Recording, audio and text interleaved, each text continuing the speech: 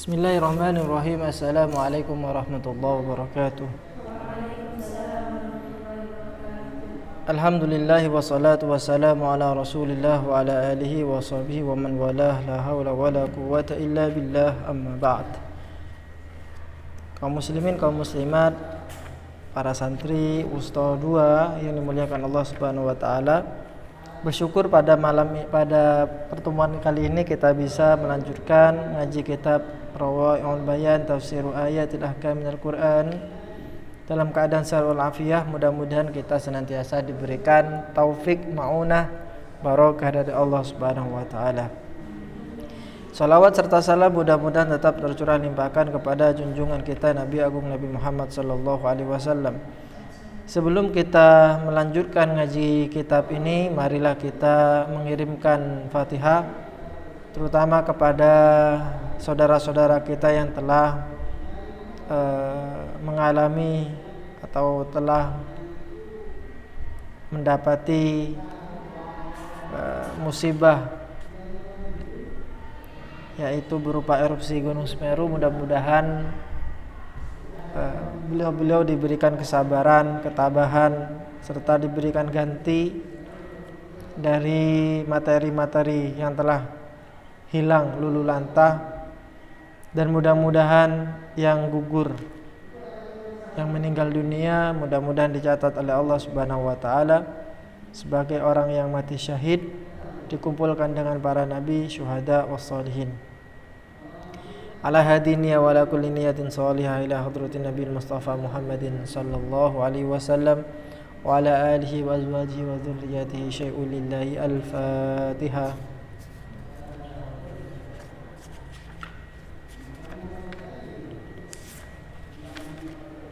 Bismillahirrahmanirrahim. Qala al-musannifu rahimahullah wa nafa'ana bihi wa bi 'ulumihi fid dharain amin. Di halaman 29. Lataifut tafsiri. Setelah kita bahas Al-Fatihah kemarin, kira-kira samudra hikmah apa yang bisa kita ambil dari kandungan-kandungan di dalam surah Al-Fatihah? Yang pertama, al-latifatul ula, amara al-bari jalla wa ala bitta'awudhi inda qiraatil Qur'an. فإذا قرأت القرآن فاستعذ بالله من الشيطان الرجيم. Surah An-Nahl al-ayah 98. Hikmah pertama yang bisa kita ambil dari Al-Fatihah, yaitu Allah Subhanahu wa taala memerintahkan kita untuk memulai ketika ingin membaca Al-Qur'an, dimulai dengan membaca ta'awudz. Apa itu ta'awudz? Yaitu perkataan a'udzu billahi minasyaitonir rajim, yang artinya kami memohon perlindungan kepada Allah Subhanahu wa taala dari godaan setan yang terkutuk.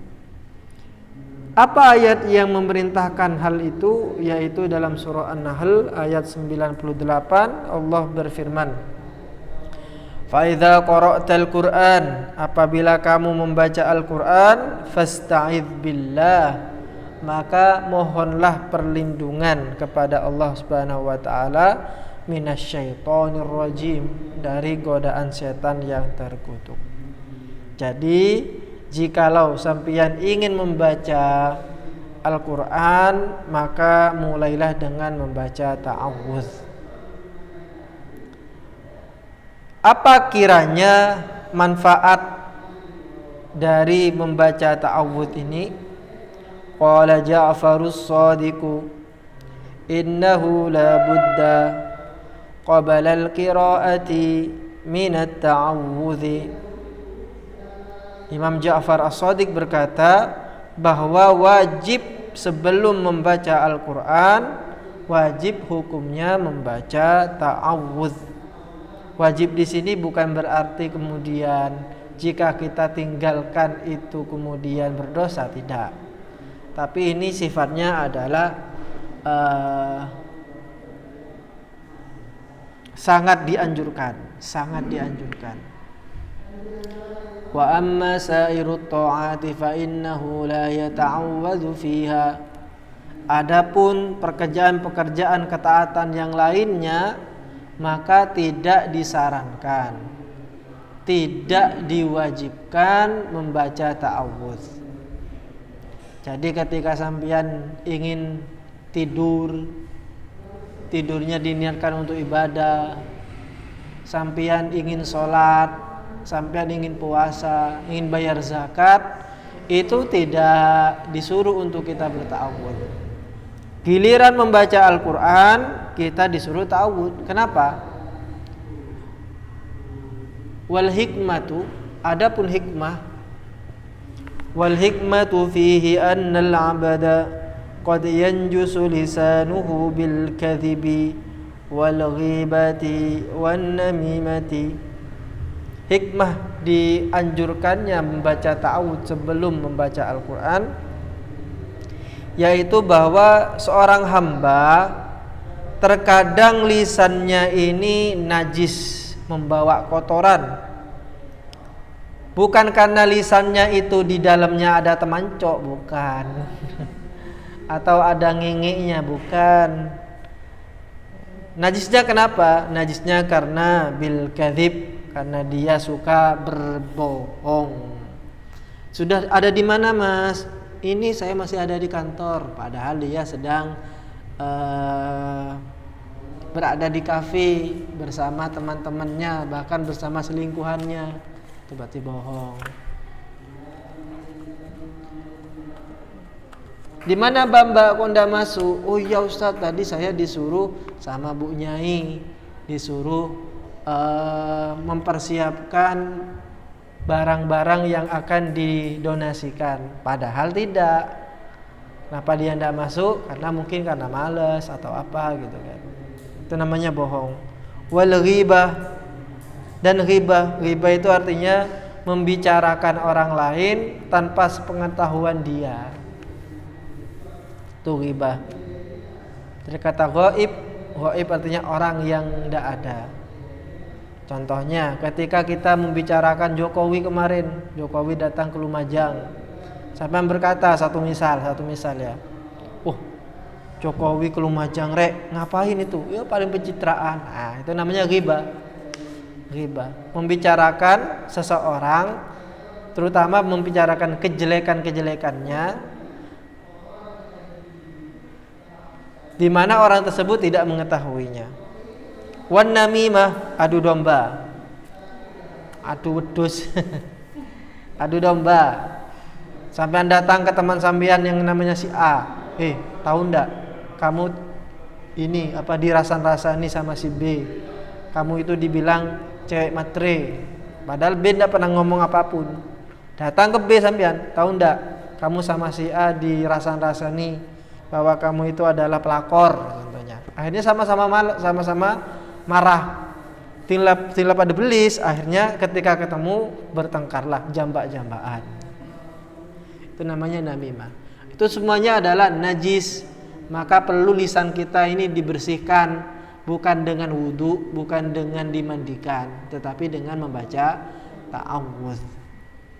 Fa amarallahu ta'ala al-'abda bit-ta'awudzi liyasira lisanuhu tahira.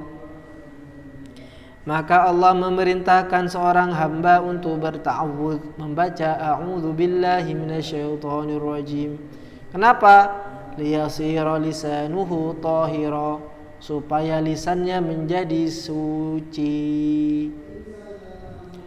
Fayaqra'u bilisanin tahirin kalaman anzala min rabbin tayyibin tahirin. Maka ketika ia sudah membaca ta'awudz, maka ia akan membaca firman-firman Allah Subhanahu wa taala dengan lisan yang thahir, lisan yang suci. Kenapa? Karena ia membaca sesuatu yang datangnya dari Zat yang maha suci, Zat yang maha suka kepada keindahan. Innallaha thayyibun, bahwa Allah itu suka yang keindahan. Yuhibbu thayyiban, suka yang kepada keindahan. Ini yang pertama. Berarti kenapa kita disuruh membaca ta'awudz sebelum membaca Al-Quran, yaitu supaya kita lisannya menjadi suci, dan ini sangat matching sekali dengan Al-Quran itu. Yang kedua, al-latifatu tsaniyatu al-mashhuru 'inda ahli al-lughati anna al-basmalata hiya qaulul qaili bismillahirrahmanirrahim. Kalau tadi itu kita ada mengenal namanya ta'awudz. Semua ulama sepakat yang namanya ta'awudz itu adalah perkataan a'udzu billahi minasyaitonir rajim. Kemudian setelah ta'awudz apa? Membaca basmalah. Apa bacaan basmalah? Semuanya sepakat, yaitu bismillahirrahmanirrahim. Bahkan ahli bahasa pun juga sepakat itu. Wa qad ishtahara hadza fi asy-syi'ri wan nathari. Penyebutan kata basmalah yang ditunjukkan kepada lafaz bismillahirrahmanirrahim, penggunaannya sudah masyhur, baik itu di dalam prosa, di dalam sastra Arab kuno, maupun di syair-syair, di puisi-puisi Arab kuno.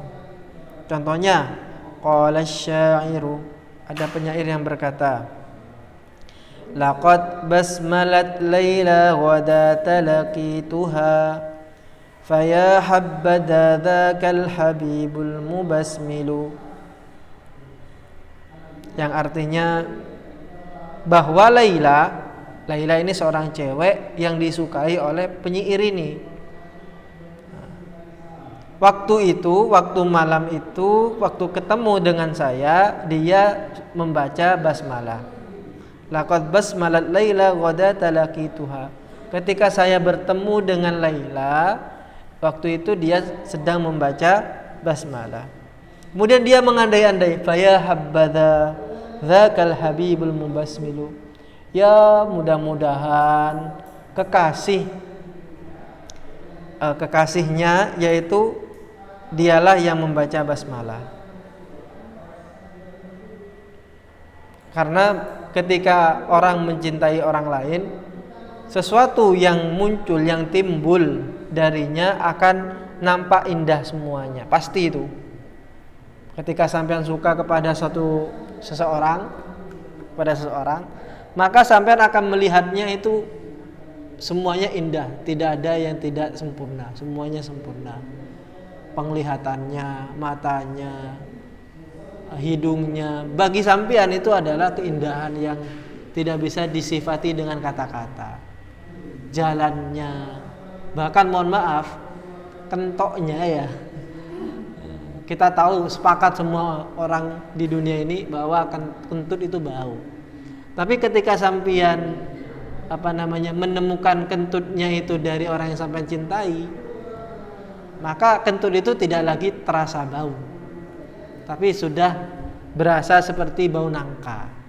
Kenapa? Ya itu karena masih cinta-cintanya. Sampean baru ditunangkan dengan seorang cowok yang kebetulan sampean benar-benar suka kepadanya. Ya sudah, semua yang muncul darinya pasti yang menurut sampean itu semuanya sempurna, ada yang ini. Maka orang-orang atau model-model artis-artis yang cantik-cantik, ganteng-ganteng semuanya lewat.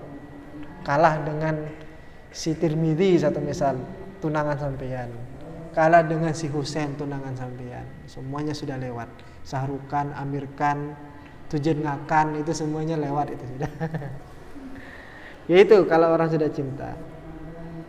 Wa fi iftitahil Qur'anil Karimi bi hadhil ayati irsyadun an nastaftatiha biha kulla af'alina wa aqwalina.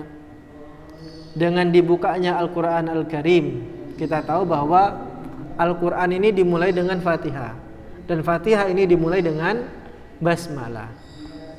Ini ada apa ini? Irsyadun, ada petunjuk.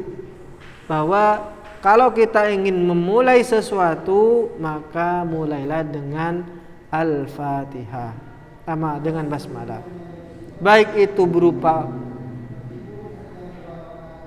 berupa perbuatan maupun berupa ucapan-ucapan. Mulailah dengan basmalah.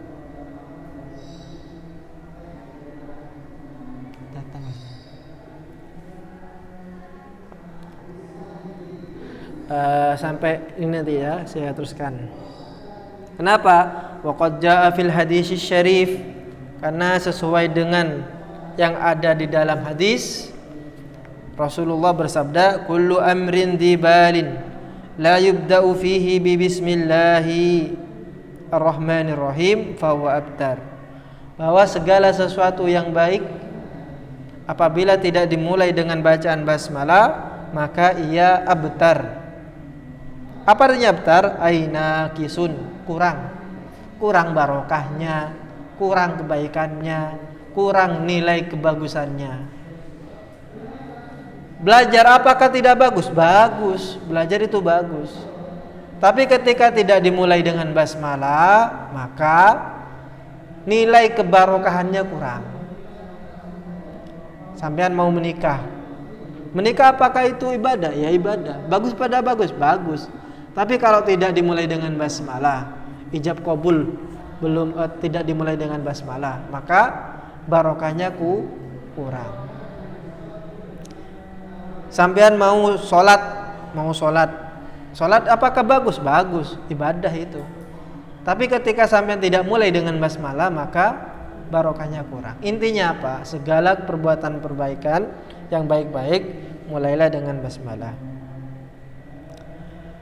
Fa in qila limadza naqulu bismillahi wa la naqulu billah? Kenapa kita memulai dengan kata bismi, dengan menyebut nama Allah? Kok tidak mulai dengan billahirrahmanirrahim? Bukankah lafzul jalalah Allah itu adalah sebuah nama? Artinya tidak disebutkan kata ismun. Semua orang tahu bahwa lafzul jalalah Allah itu adalah sebuah nama. Nama dari zat yang berhak untuk disembah. Kenapa? Fal jawabu kama qala al-allamatu Abu Su'udi wa tafriqu bainal yamini wat tayammuni. Jawabannya adalah sebagaimana dikatakan oleh Allamah Abu Su'ud, yaitu untuk membedakan antara al-yamin, antara sumpah, dengan tayammun, ay tabarruk, memohon barokah. Kalau kita mengatakan billahi, itu seakan-akan kita bersumpah. Itu namanya al-yamin, al-qasam, bersumpah demi Allah. Padahal kita inginnya dalam basmalah ini bukan sumpah, tetapi memohon barokah dengan menyebut nama Allah.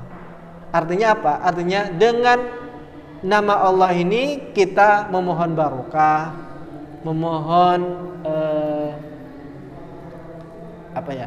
memohon restu, seperti itu. Fa qaulul qaili billah yahtamilul qasam wa yahtamilut tabarruk. Ketika hanya billah saja itu isinya ya qasam ataupun tabarruk, dan kita tidak bisa membedakan. Maka disebutlah kata ismu itu al-ismu bismi. Fadzakara al-isma yadullu ala iradati at-tabarruki wal isti'anati bi dzikrihi ta'ala wa yaqta' ihtimala idaratil qasami. Sehingga kata ismun ini perlu disebutkan karena kita ingin makna tabarruk, makna isti'anah, minta pertolongan. Tapi kalau tidak ada ismunnya, itu nanti orang bingung, ini apakah minta pertolongan, tabarruk, atau qasam. Sehingga dengan kata ismun itu, maka pasti wayaqta, sudah pasti bahwa yang dimaksudkan di sini bukanlah qasam. Wallahu a'lam bishawab. Wassalamualaikum warahmatullahi wabarakatuh.